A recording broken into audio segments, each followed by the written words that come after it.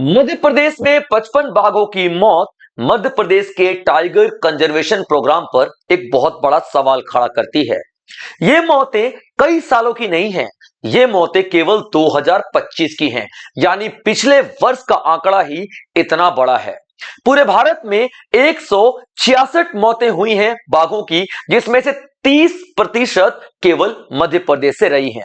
तो आखिर हम कहां चूक कर रहे हैं? आखिर नेशनल टाइगर कंजर्वेशन अथॉरिटी क्या कर रही है? कहां भूल हो रही है? हर एक पॉइंट पे बात करेंगे, डिटेल में बात करेंगे, तो लेक्चर में अंत तक बने रहेंगे और देखते हैं इस टॉपिक में आगे आपके लिए क्या है।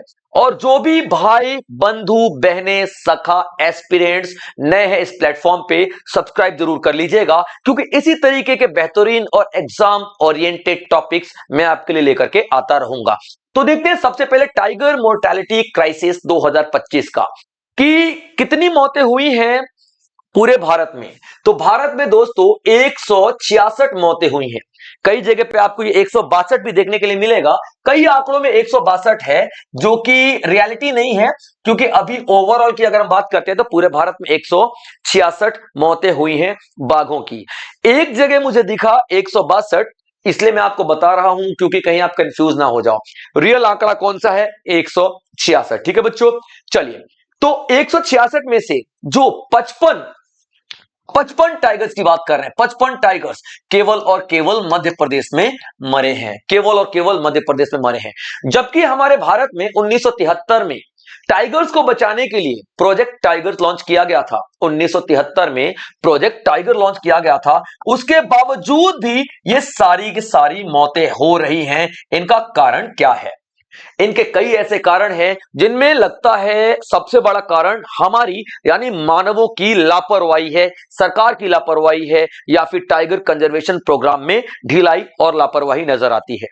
देखिए, यहां पे 30% टोटल जितनी भी मृत्यु हुई है एमपी अकेला कंट्रीब्यूट करता है, और 55 में से 44 डेथ जो है वो नेचुरल तरीके से हुई हैं, जैसे कि बाघ बूढ़े हो गए, उनके दांत कमजोर हो गए, शिकार नहीं कर पाए, इस तरीके के काम। ठीक है।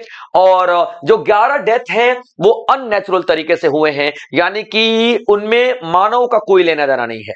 ठीक है, उनमें सॉरी ये 44 में मानव का कोई लेना देना नहीं है, और ये 11 जो डेथ हुई हैं इनमें मानव का लेना देना है, यानी कि इंसानों की गलती, इंसानों की लापरवाहियों की वजह से ये 11 मौतें हुई हैं।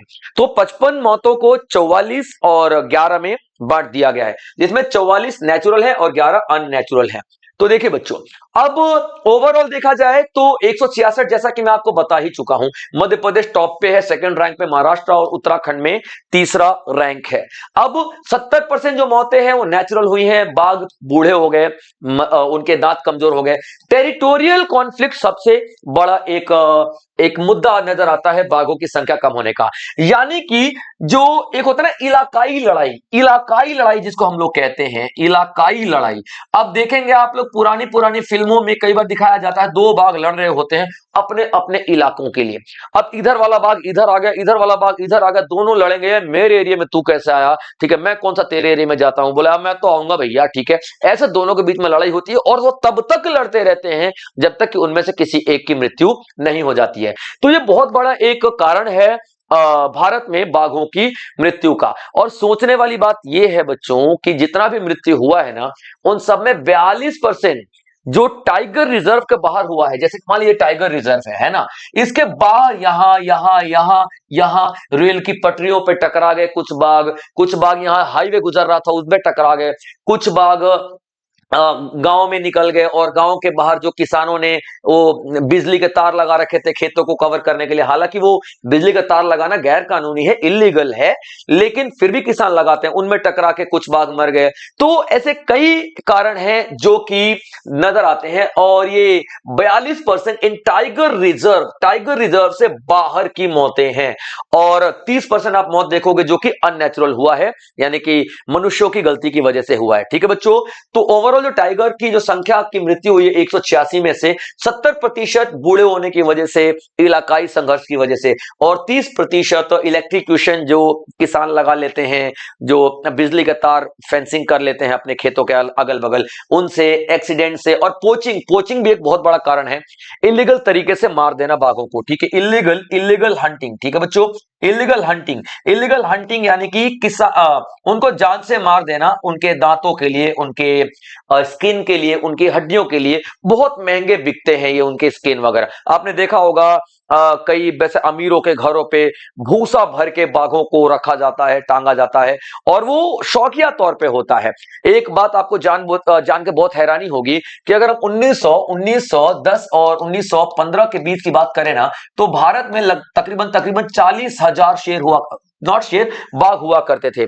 लेकिन अभी हमने देखा 1972 में केवल कितने 1800 प्लस बाघ बच गए, 1800 प्लस बाघ बच गए। तभी तो हम लोगों ने वाइल्ड लाइफ कंजर्वेशन एक्ट शुरू किया था, यानी कि वन्य जीव, ठीक है, वन्य जीव वाइल्ड लाइफ कंजर्वेशन यानी कि संरक्षण अधिनियम, ठीक है, अधिनियम कब आया था? अधिनियम 1972 में आया था, ठीक है। और टाइगर प्रोजेक्ट हम लोगों ने शुरू कर दिया था 1973 में, ठीक है, टाइगर प्रोजेक्ट हम लोगों ने 1973 में शुरू कर दिया था। क्लियर पॉइंट, यहाँ पे 1973 में शुरू कर दिया था, याद रखना, ठीक है। तो अब तब से लेकर के हम लोग टाइगर्स को बचाने की पूरी कोशिश कर रहे हैं। तो आप देखोगे यहाँ पे अजीब सा लग रहा है कि 40,000 से केवल 70-80 सालों में घट के इनकी संख्या 18,000 प्लस में आ गई। और मानव का जो योगदान है इन बाघों की संख्या को कम करने में, वो 42% का रहा है, यानी कि 42% मौतें जो हुई हैं वो हमारी गलतियों के कारण से हुई हैं, यानी कि मनुष्यों की गलती के कारण से हुई हैं। अब देखिए, सबसे बड़ा जो कारण है नेचुरल कॉज में बाघों की संख्या के कम होने का, टेरिटोरियल फाइट, इलाकाई लड़ाई, अपने इलाका के लिए लड़ना, और उसके बाद एज रिलेटेड मोर्टेलिटी, बुजुर्ग हो गए बाघ, खा नहीं पा रहे हैं, पी नहीं पा रहे हैं, दांत कमजोर हो गए तो उनकी मृत्यु हो जाती है। डिजीजेस, बीमारियां बहुत ज्यादा हो चुकी हैं।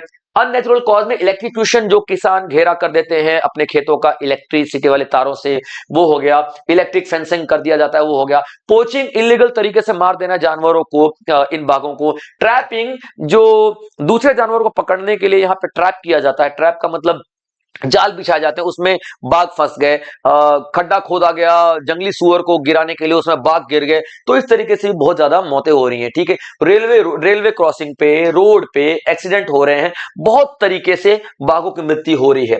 अब ये सवाल खड़ा करता है कि इन सारे तरीकों पे सरकार या फिर वाइल्ड लाइफ कंजर्वेशन अथॉरिटीज या फिर नेशनल टाइगर कंजर्वेशन अथॉरिटी क्या कर रही है? क्यों इतने सारी मौतें हो रही हैं? क्या ये इन सारे एक्टिविटीज को रोका नहीं जा सकता? क्या मानव जो गलतियां कर रहा है उन सारी गलतियों को इंप्रूव नहीं किया जा सकता? ये बहुत बड़ा सवाल खड़ा हो जाता है मध्य प्रदेश पर ही नहीं बल्कि पूरे भारत पर, क्योंकि बाघ हमारे लिए बहुत जरूरी है इकोलॉजिकल बैलेंस को मेंटेन करने के लिए।